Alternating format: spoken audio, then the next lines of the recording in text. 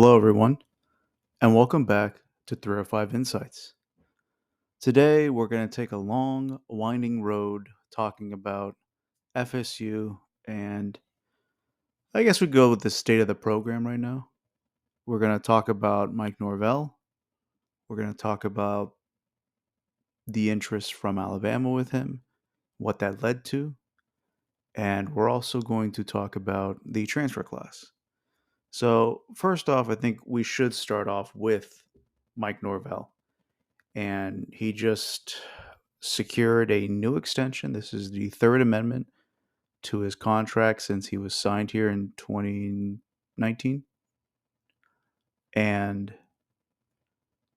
8-year extension. Uh, Rumors have it at over $10 million a year. And more importantly, I believe in Mike Norvell's eyes, is the commitment from the program for resources. Now, when he requests that, he's talking about the facilities and how they're opening up the new football only facilities in the near future. He's talking about an increase in resources for not only assistants, but analysts as well as recruiting, because again, he understands the importance of recruiting. And I believe that in his heart of hearts, he understands that they're not recruiting at the level that they should be in certain areas. So when we talked about this in the past, we talked about how they had a great cornerback class, a great wide receiver class. They got some running backs in the past. They've gotten some quarterbacks in terms of Brock Glenn, Luke Kromenhoek, but they're lacking in the linebacker and defensive line area when it comes to high school recruiting. And who knows if this increase in resources will help? You like to think it will. So, again, it's a matter of him using these resources properly. Will he be able to do that? I believe so. And there's going to be some people who wonder outside the program why they're paying so much money for Mike Norvell. And you got to look at it from this perspective. There's not a lot of home run hires out there currently in this cycle or in the past few years. We can just take the Alabama job for an example. Again, it's an extraneous circumstance because you're following in Nick Saban's footsteps. And that man has won 6 titles at Alabama, 7 overall. So, where does this lead you as a program? Can you get who you want? They wanted to get Dan Lanning. He stayed at Oregon. Were they really going after Sark and Steve Sarkisian, or was that a Jimmy Sexton play, who's an agent for all these guys, to try and get Sark an extension, which he got? For sure, Kalen DeBoer, who ended up getting the job, and Mike Norvell were on a short list of being interviewed for the job, starting the interview process and seeing if they were interested in how they would approach the program, different things like that. So once they got that serious, FSU knew they could not lose this guy, because who is out there right now that really impresses you as an offensive coordinator, defensive coordinator, as a head coach in a smaller school? Let's take, for example, a few hiring cycles ago. Tom Herman, when he was hired at Texas, was considered a home run hire. Hindsight's 2020. He had a few successful seasons, but he didn't get Texas to the level where they should have been. However, he coached at Ohio State.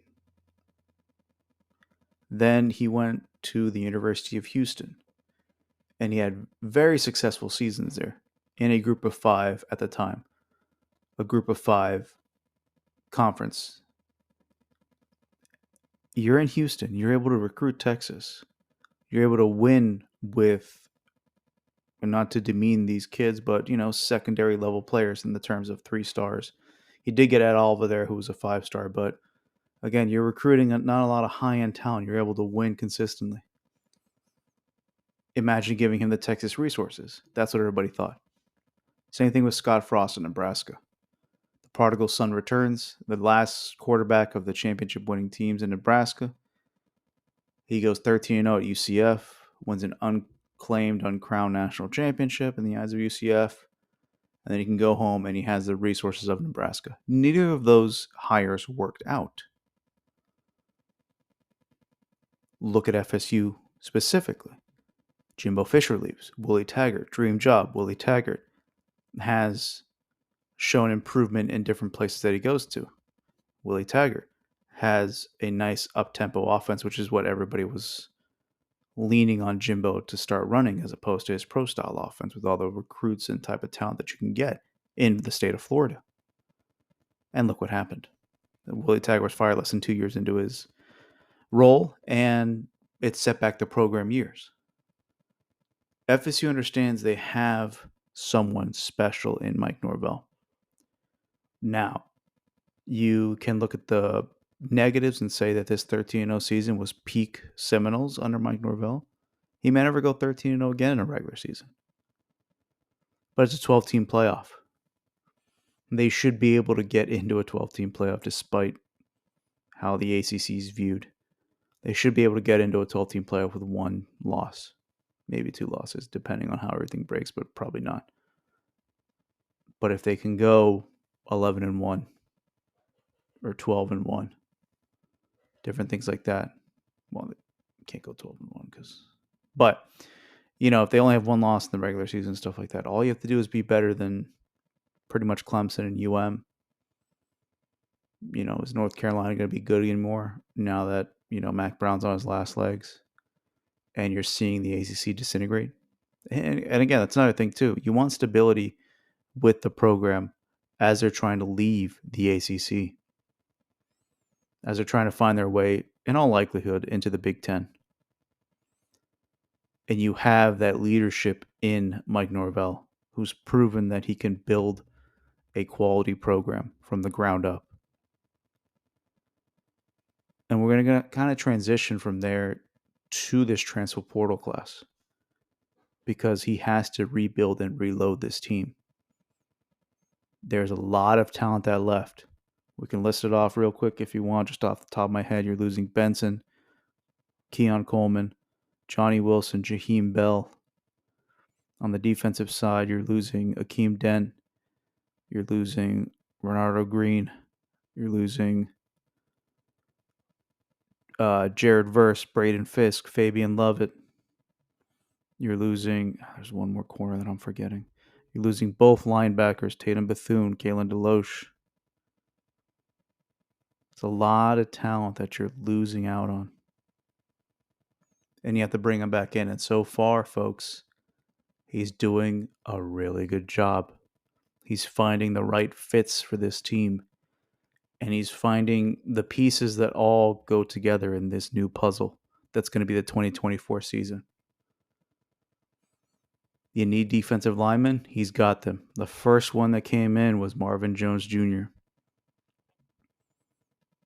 He was playing at Georgia for 2 years. His dad is a Florida State legend. This man finished fourth in the Heisman in the 90s as a defensive player. You got Grady Kelly out of Colorado State. You got Sione Lolohea. I'm going to butcher some of these names. He's from the Oregon State. You've got the kid from West Virginia. Oh my God, this name. Tomiwa Durajaye. Again, might be butchering that one. You got those three defensive linemen so far. You're probably going to need to take another one. You're losing all that experience at wide receiver. Okay, we're going to turn around. We're going to get... And you're going to see a correlation with here once I start naming these people and explaining who they are. Your wide receivers, you reloaded with Jaylen Brown, who is going to be a sophomore, not a redshirt, true sophomore. This kid ran I believe it was a 10.6, 200 meters. This kid's got blazing speed. And then you've got Malik Benson, transferred from Alabama. He was the number one JUCO player 2 years ago before he transferred to Alabama. This kid, I believe, ran a 10.4 200 meter. You see what they're building with these wide receivers. They got Jalen Lucas out of Indiana. He's going to be a running back / return specialist, another burner. You just got Roydell Williams from Alabama, 5'10", 214-pound running back. He's going to be a poor man's Trey Benson this year. He's not going to be the guy that breaks all the tackles and stuff, but he's going to be that sort of more power back compared to, like, so let's say, Kazea Holmes. And he's not going to have that ceiling of Trey Benson, but he's raising the floor of that running back room because now you have Lawrence Toafili, Kazea Holmes, Roydell Williams, and then you can ease in, Sam Singleton. You can ease in Cam Davis. And then with that just initial trio of running backs and not including the younger guys, you're going to have DJ Ungalele as your QB. You really see how they're building this team with how they're currently built. Again, you're going to have, like, the Kentron Portiers, the Deuce Spans, Williamson. You're going to have those, like, sort of older guys that have been with the program for a bit. But with these transfers and the younger guys in Hakeem Williams and Venturius Jacobs and Destin Hill, you've got burners.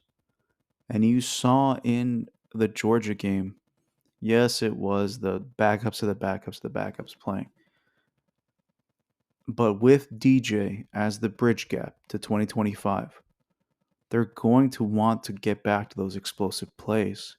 And you don't have those monster wide receivers in Keon Coleman and Johnny Wilson. So with that, you're going to have to run into the notion that you may need to burn. And when I say burn, I don't mean burn the retros. I mean burn on the field. Everybody's turning on the burners. Everybody's going. And if that's the case, there's going to be a lot of verticality to this offense this year. Or maybe slants. You're going to have Venturius Jacobs and Destin Hill underneath in the slot. You might have Jalen Brown in the slot. There's going to be a lot of yak that we're looking for in this offense. That's what they're trying to find out here. And it's the quality that they're bringing in. It's not the quantity, it's the quality. And I even touched on the other guys that they brought in. You've got in the cornerback room, Earl Little the second. You've got Devontae Brown coming in from UM / he was at UCF. Didn't have a great year at UM, but it looks like he's going to be playing safety, not cornerback. And I've read multiple posts that he's not on scholarship, but I can't confirm that. But if he's not on scholarship and he's just earning his way through here, again, that's another space that we could take someone else. But again, can't confirm that, just throwing it out there, though, because I've seen multiple reports on that. So you don't really need a lot of cornerbacks. I mean, you already have a lot here in Fentrell, Cypress, and Azaria Thomas. And if you're taking Earl Little, he might be like the nickel guy. And again, Devontae Brown could be a nice safety backup for, you may not be able to play Conrad Hussey as a starter. So who are you going to play across Shaheem Brown? And then we're building up the O-line again and kind of having that rotation with Terrence Ferguson. He came out of Alabama. Richie Leonard, he came out of Florida. He hasn't really gotten a transfer grade yet. So it's one of those things where, again, this class is currently ranked as the third best transfer class, but it's the average that you have to take into consideration because a lot of these ways they accumulate points, that's how they measure it on 247, a lot of these websites. It's accumulation of points. So Ole Miss is number one with 14 commits, but their average is 90.31, which means they have 1 5-star, 6 4-stars, and 6 3-stars. Texas A&M has 22 commits. They're basically, well, they're not portaling as much as another team here, but they're one of the top portaling teams. They have 7 4-stars, but 13 3-stars. And if you do the math there, that's only 20. So they have 2 other individuals that don't even have rankings yet, if they are even going to be ranked. FSU only has 13 commits currently, as of this recording. They have 9 4-stars and 3 3-stars. And again, we just talked about the kid from Florida, Richie Leonard. He doesn't have a ranking yet for the transfer portal. So there's no, he might be a 3-star, he might be a 4-star. He's probably going to be leading 4-star. So, but either way, you have a blue chip ratio here that is exactly what you're looking for. None of your commits are blue chip ratio. That's why they're ranked as the 3rd overall transfer class. And they still need to bring in running backs, folks. They need to find not running backs. They need to find linebackers. They're going to definitely be in the mix for some linebackers. And again, DJ Lundy doesn't count coming back. But again, that's good veteran leadership coming back. That's a elite run stopping linebacker. Coverage is a different thing. But again, play to his strengths. And we just got to find another linebacker to pair up with him, probably 2. Again, there's a lot of room in this class. You have 18 people transferring out, I believe was the last time I saw. Not all of those were scholarship players. I think roughly 15 of those were scholarship players. So again, there's just it's good to see the way this team's recruiting, because again, if you take into account the high school one, that kind of puts a little damper on things, because if you look at it, they have overall ranking of 10. That's the composite rank. If you take their whole class, where you're including the high school and the transfer portal, this is a top 7 class. So again, it's the quantity that people look for, but you have to look for the quality. Again, we'll take into account, and we'll discuss them in a separate podcast, but let's compare them directly to UM. They both currently have 35 overall commits from the transfer portal and their high school classes. Miami is ahead of them based off of the accumulation of points. Here's the difference. Florida State has a 90.73 average. UM has a 90.38 average.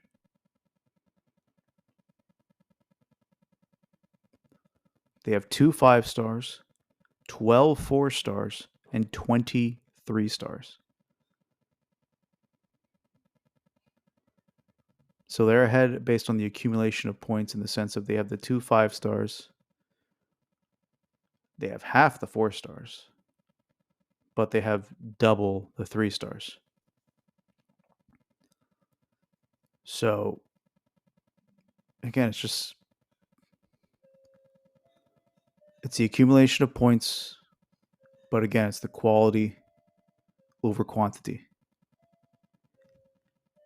And Florida State is still not done yet. They will get another linebacker. They have to.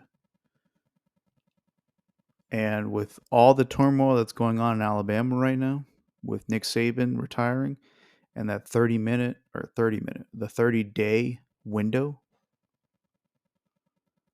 you've got a lot of potential there to find someone who fits. Washington, they're going to have some decommits. Whoever Washington hires, whatever team that individual is leading from, if they're coaching staff or not coaching staff, they're a coach, actually, or if it's part of the coaching staff, you do have the ability to get the 30-day window if the coach leaves, the head coach. So who will take that Washington job? Will it be someone in the Big 12? Will it be someone that used to be in the old Pac 12? That is an appealing job, so who will take it? There's a lot still left in this transfer portal. And I do still want to address one thing, and that is the sanctions that are going to be levied against Florida State. Well, some of them have already been levied, and this was due to NIL infractions. And this was done by the Rising Spear, which was the initial collective that was working with FSU. And then it appears that FSU's clearly known about this for a while now because they've cooperated with the NCAA. And the new collective that's been around for a little over a year now is the Battle's End, run by Ingram Smith of the Nolecast. Great podcast if you want to listen. I know I'm not supposed to encourage other people's podcasts, but the Nolecast with Bud Elliott and Ingram Smith is an excellent, excellent podcast to listen to when it comes to Florida State football. They tell, I don't want to say they tell the truth, but they're very hard when they need to be in terms of objectively telling you what's going on with the program in a negative manner, but they also do make sure that they recognize the good that's going on.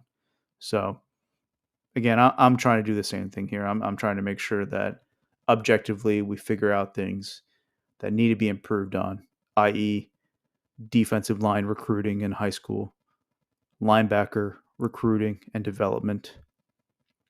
And, well, anyways, we'll get back to that. But this is what we need to focus on right now when it comes to this ridiculous sanctions that are coming up.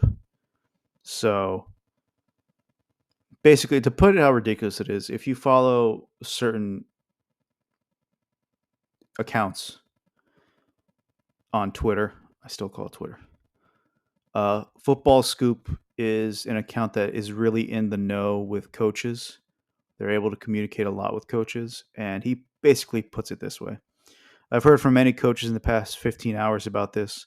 None think the NCAA, what they did there, makes any sense. And again, there's plenty of people that have talked about this. Shannon Terry, the founder of On3 Recruiting, or the On3 website, absolutely mind-blowing that the NCAA is in good conscience penalizing FSU or any school for these specified allegations. I genuinely feel for all college assistants, directors, and coaches in this unorganized chaos that has been created by the NCAA themselves. What the heck are the coaches supposed to do? And this is because the NCAA stepped away from self-governing of NIL sanctions, and then they decided to do things. So, again, it's just Max Olson states, based on my experience covering portal and how this recruitment usually goes, this seems excessive. Football Scoop, again, when you read this, you think, isn't this what every program is doing? Yes. Yes, they are. It's just, it's crazy. I mean, so basically this is the story that was reported.